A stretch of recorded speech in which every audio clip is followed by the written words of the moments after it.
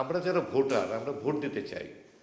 এখন এই ভোট আসবে বলে যদি 12 বৎসরের আমার মেয়ে ধর্ষিতা হয় এবং ধর্ষণের পর তাকে যদি মরতে হয়, এটা কেমন কথা, কেমন আমরা বিবেক আমাদের।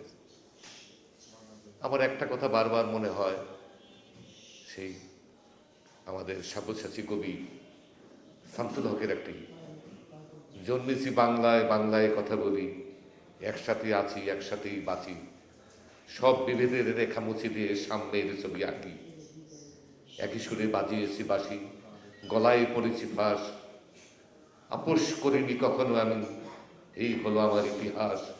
1971 সনে আমরা কাঁধে কাঁধ মিলে স্বাধীনতার জন্য আমার পূর্বসূরীরা জীবন দিয়েছে। এই শহীদের বেদিমূলে হিন্দুর নামও আছে, মুসলমানের নামও আছে। এই তো আমরা ছিলাম। আজকে এই সাম্প্রদায়িকতা কেন? এইটা আপনাদের কাছে আমার একটা প্রশ্ন থাকলো। আপনারা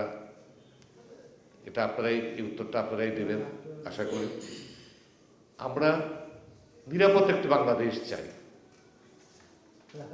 আমরা ভালোভাবে বাঁচতে চাই, আমাদের সন্তানদের জন্য একটা ভালো শিক্ষা আমরা চাই, এটা আমাদের অধিকার। সেই অধিকার থেকে তো আমাদের বঞ্চিত করতে পারে না। আমি তো বলি যে সরকার আমাদের সরকার, যে সরকারই আসুক, সরকারের বিরুদ্ধে তো আমরা যাব না, আমরা তো চাইতেও চাই না, কিন্তু আমাদের অধিকারটুকু তো আমরা চাবো।